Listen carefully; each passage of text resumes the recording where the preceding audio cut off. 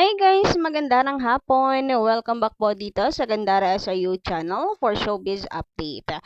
Andito na naman nga po akong muli nagbabalik upang magatid ang latest update and fresh happenings patungkol po sa dalawa. Kaya naman kung isa kasi hindi pa nakaka-subscribe, i-click mo na yung subscribe button at notification bell para mag-i-updated at una ka sa nilalabas nating balita. And para nga po sa araw na to, ang ating pag-uusapan ay tungkol po dito sa video ngayon na mainit na pinag-uusapan sa social media sapagkat totoong-totoo guys, talagang family na sila Kim and Paolo Avellino. Grabe, nakakatuwa at nakakataba po ng puso na malaman ito guys and the same time makumpirma po natin. But before that, tungkol po pala doon sa pinag-uusapan nating concert ng Kim Pao, nakakatuwa dahil meron pong mga uma-agree. Kasi why not nga naman? Why not? Pwede naman pong mag-concert yung dalawa. Plus, makikita natin sumayaw itong si Paolo Avellino, di ba? Kung papayag siya, hindi kasi natin siya nakikitang sumayaw, no? Ang video pa niya na sumasayaw, napakatagal na pong panahon dung sa Starstruck. Tapos hindi pa natin ma-enjoy ngayon na panoorin kasi nga napakalabo po ng kuha ng GMA Network.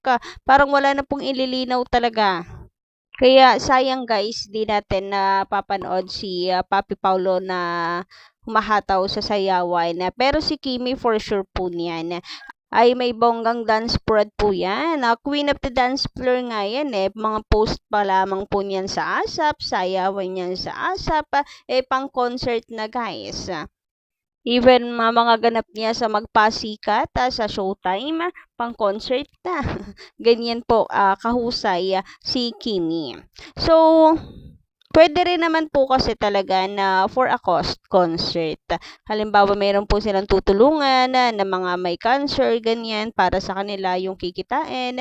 For sure, ay kikita naman po ang Kim Pao kasi kahit po promise, magtitigan lang ang dalawang yan, wala pong gawin. Makipagtsikahan lamang po, dudumugin pa rin po sila ng mga tao. Ganyan po kalakas ang Kim Pao. So, komento nga po dito ng Kim Pao fans, kagaya ni Miss Marichu Solis, magandang gabi. Hapon?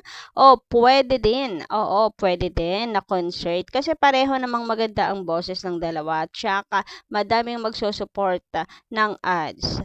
Maraming magsusupport na advertisers, na sponsors. God bless. Love you, Kim Pao. Sabi naman po dito ni Miss Eve Kabahag, pwedeng mag-concert tapos may part na sasayaw si Pao. That would be great. Naku, yun nga kung papayag po Miss Eve.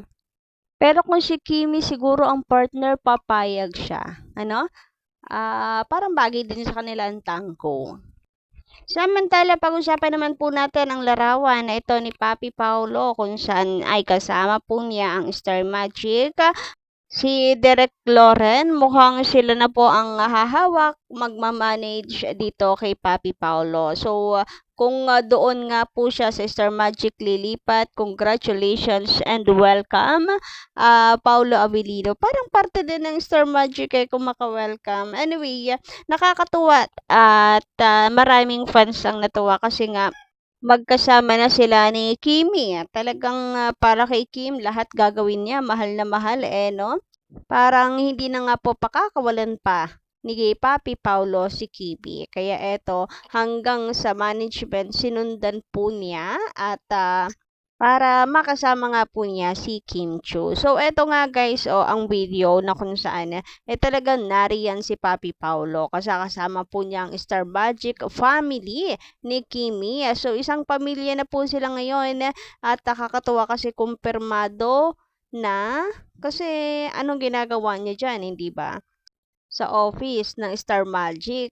So ngayon pa lang ay naamoy ko na rin po na hindi po matatapos sa My Love Will Make You Disappear ang pagtatambalan po ng Kim Pao. Mukhang marami pa pong susunod na proyekto ang dalawa. At tulad nga po ng request na atin pong mga commenters, sana po ay teleserye para araw-araw po nating napapanood ang dalawa. Samantala, muli naman po pinag-uusapan ngayon sa social media ang dating videos na magkakasama po in one frame si Kim Chu, si Yan Lim, and Papi Paulo. nasa likod po si Paolo Avellino na kung saan parang gigil na gigil nga raw po dito kay Sian Lim. Kita-kita po na nang gigil talaga itong si Papi Paolo. Ayan yung mata po niya, tingnan nyo. Yung komento nga po ng mga netizens, siguro ramdam na ni Paulo Avellino na merong hindi maganda ginagawa itong si Zian Lim, or di kaya po ay alam niya na hindi mabuti si Zian para kay Kimi, kaya ganyan siya. Pero dati na daw palang maaligid din sa paligid itong si Paulo.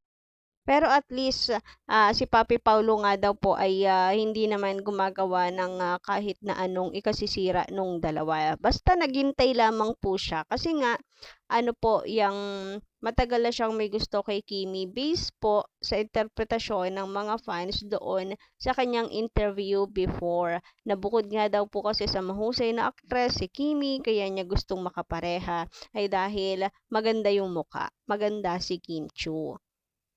Wow, grabe si Paulo, no? Napakatiyaga. So ngayon na malaya na, wala naman pong problema na, ay pwedeng-pwede na.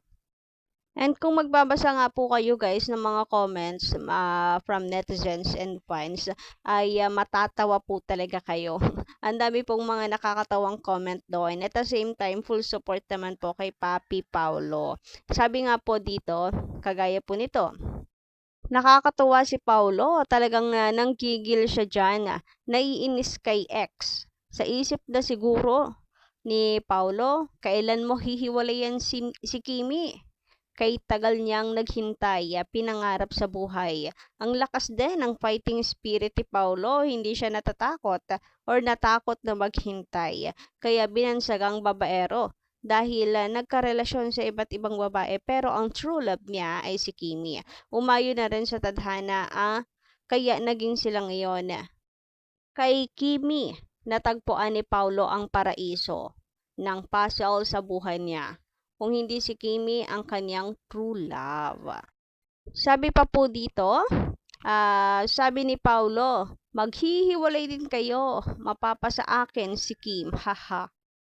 Pero guys, payo lamang po ha, wag po kayong masyadong seryoso sa buhay kasi baka po kasi nagkataon lang na naman yan. Maari po kasi nagkataon lang na ganun po at hindi naman talaga kay Sian nakatingin na ngayon po ay nagiging katatawanan na lamang ngayon sa mga fans. Alam niyo naman guys, sa mga bashers, hanggat meron po yan na nakikitang butas para siraan ang Kim Pao, papasukin po ng mga yan at palalakihin pa. Ganyan po sila mga kadesperado, mahila pababa ang Kim Pao. So, panigurado sa halos lahat ay meron po silang sasabihin na hindi maganda. Tulad po dito sa video na to, baka mamaya meron na naman pong mag-comment dito na hindi maganda, tayo na po i-auto block na po agad natin kasi nakakasira lamang po sila sa ating feed. Alam niyo yon, sila yung mga taong ang hirap pong pasayahin sa buhay. Puno po ng bitterness ang kanilang puso. So, good luck na lang po talaga sa kanila. Kung hindi sila maagang tatanda, baka hindi na po tumanda sa sobra pong high blood parate sa mga good news natin and good vibes sa Kim Pao. Wala na po tayong magagawa, ganyan na po sila. Samantala, basahin naman po natin ang komento nitong si Miss Rodeline Gumban. Magandang hapon sa iyo and shout out Kim Pao forever. God bless and we love you both. And nagpapasalamat kami sa Panginoon at naway pagpalain pa kayo lalo ng Panginoon. At naway ingatan na kayo lagi at ilayo sa lahat. Parang putol, pero siguro ilayo lahat sa kapahamakan. Then, good health para sa inyong dalawa. Lalo na kay Kim. Pataba ng konti, alagaan mo ang sarili mo. Pahinga din pag minsan. Mahal namin kayo, Kim Pao lang, sapat na. Naway, walang magbago sa inyong dalawa. Lagi naming dinadasal yan at hiling namin kasala na para mahinto na mga bashers, lalo na ang maarting machika na yan. Below the belt na ang kanyang paninira. Alam ko, may kalalagyan din yan. Ang importante, walang masasagasaan na tao ang ating idol na Kim Pao. Kaya lalo pa silang pinagpapala kasi mabait ang Kim Pao. Nasa kanila na ang lahat. Napaka down to earth sobra. Kaya mga basher, inggit lang yan. Sorry na. Sorry na kayo ngayon. Kim Pao lang sa kalam. Nga kayo. Maraming nagmamahal sa Kim Pao. So, yun lang guys muna ang update natin para sa hapong ito. Maraming salamat po sa pakikinig and don't forget to click the subscribe button and notification bell for more updates. Maraming salamat.